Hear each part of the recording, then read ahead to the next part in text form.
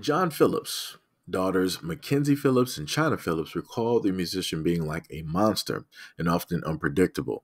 Mackenzie, age 64, and China, age 55, sat down together for a conversation shared on YouTube where the half sisters spoke about their childhood and the public reaction to Mackenzie's allegations that she had a consensual relationship with her father. Quote, obviously, he's an amazing songwriter, and I loved his laugh, and yet there was this whole other side to dad that was, kind of like a monster. He was so dark, and you just didn't know who you were going to get. It was very unpredictable.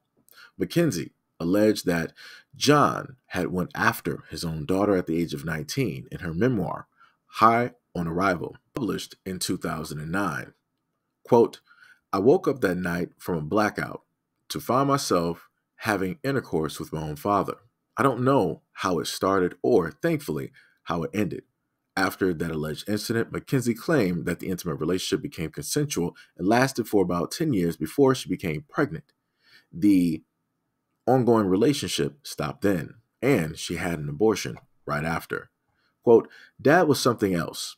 I get a lot of criticism and a lot of trolling online for having forgiveness in my heart. Forgiveness because forgiving is for me, not for the other person. And forgiving doesn't mean I co-sign or agree with what I am forgiving him for. It's very complicated. It's very complicated, and yet I am at peace. Mackenzie's memoir wasn't the first time her family had heard allegations of the consensual relationship between the actress and their father. John is the father of multiple children from different wives: Mackenzie, China, Bijou Phillips, Jeffrey Phillips, and Tamerlane Phillips. Bijou, who is 21 years younger than Mackenzie, was removed from John and Guinevere's care and put into a foster home at about 3 years old due to her parents' drug addiction. The actress previously revealed on social media. John was later given sole custody and took care of Bijou. After Mackenzie's book was released, Bijou issued a statement claiming she knew about the relationship allegations, but that the quote, one day at a time actress later insisted it didn't happen. Quote, when I was 13, Mackenzie told me that she had a consensual relationship with our father. This news was confusing and it had also been very scary, as I lived alone with him since I was 3. I didn't know what to believe, and I didn't help. The news was very confusing, and it was also very scary. As I lived alone with him since I was 3, I didn't know what to believe, and it didn't help that shortly thereafter, Mackenzie told me it didn't happen. Mackenzie's history with our father is hers, but also clouded with 30 years of drug abuse. I hope she can come to terms with this and find peace. The life I had with my father was very different. He was Mr. Mom. He was encouraging and loving. That man that raised me would never be capable of doing such things. And if he was, it was heartbreaking for me to think that my family would leave me alone with him. I understand Mackenzie's need to come clean with history that she feels will help others, but it's devastating to have the world watch as we try and mend broken fences, especially when the man in question isn't here to defend himself. John died in 2001 at the age of 65 after suffering from heart failure. Mackenzie was at his bedside and released a statement, quote, we are all mourning the loss of my dad. He was a genius and a good man, and he will be missed. I spent the morning with my sisters, China and Bijou. We are all on our way to the beach, where we will walk and swim and celebrate our father's life. This is why I've stated for so long that people need to really have conversations with their kids, because you have things like this that are normal, that take place, that happen. And it's a pretty tragic and sad event when something like this happens, when somebody who is supposed to be the guardian, who is supposed to be the trusting individual to protect, does things for their own selfish gain. We heard how the relationship started at the age of 19. Then after that, it became a consensual relationship, but later on, his own daughter inevitably got pregnant. And, she did not obviously have the child. But for 10 years, this is the consensual relationship that was going on in the family. Not sure if it was fully known or not, but this is what was taking place. And then on top of that, you have the youngest, and it was stated that she was taken directly out of the home, and then she was given back to the father, I guess, after he straightened up, got off of drugs and alcohol, and was walking on a straight and narrow, or as straight as he could walk. And she stated, being the youngest, that the things that the two older sisters saw or knew of him, he was a vastly different guy, different man, when it came to her. And she stated that it was just, it's just difficult to even believe the words, to even fathom that, what they are speaking is even true, because her lived experience was vastly different from the monster, the disturbing individual that they had to deal with in their years.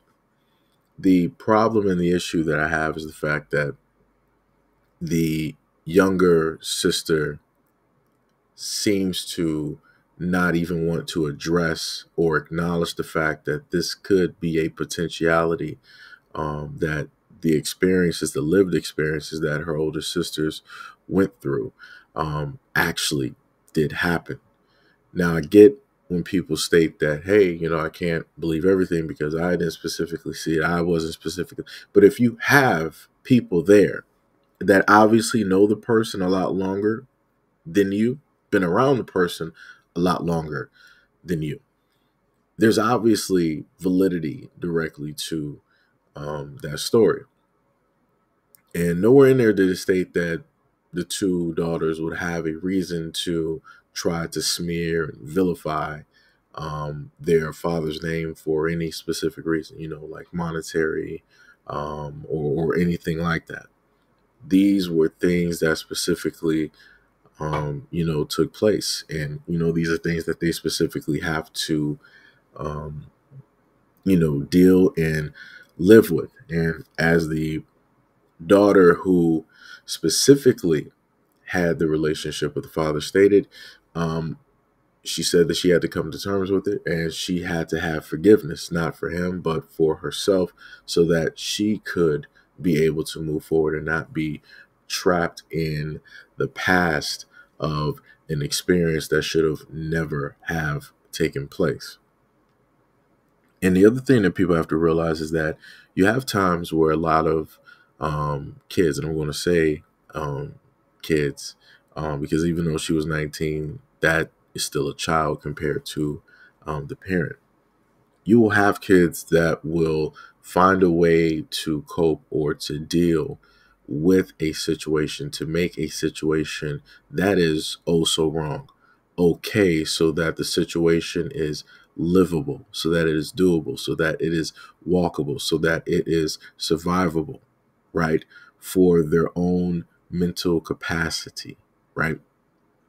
So, again, you will have some people out here that will judge and state that, at 19, she knew better. She knew she could have just did this and did that. It's a little bit different when you're dealing with something that's, so close to home, right? You will, in a sense, feel guilty if you decide to turn on the person that helped to give you life in order to get justice. But within that, will you really get the justice that you want if you then regret turning that person, in like, it's murky waters for, for everybody else on the outside. It's pretty black and white. It's cut dry and it's simple. But for the kids going through these situations, it's a very difficult thing, for them to deal with. So, like I said, I feel sorry for the daughter. I know that she's, obviously an older, woman. It's just a very tragic thing when you got to hear something like this, and to hear that a young woman had to, face and deal with this almost pretty much up until she was at the age of 30. That's a pretty crazy thing to, really think about. So again, this is why I advocate, so hard. And this is why I tell a lot of parents directly out there, make sure that you have conversations with your kids. You spend a lot of time directly with them so that you can know if, anything is wrong, if anything is taking place that shouldn't, if they specifically, need help, if they're in a situation that they feel that there is no escape, right?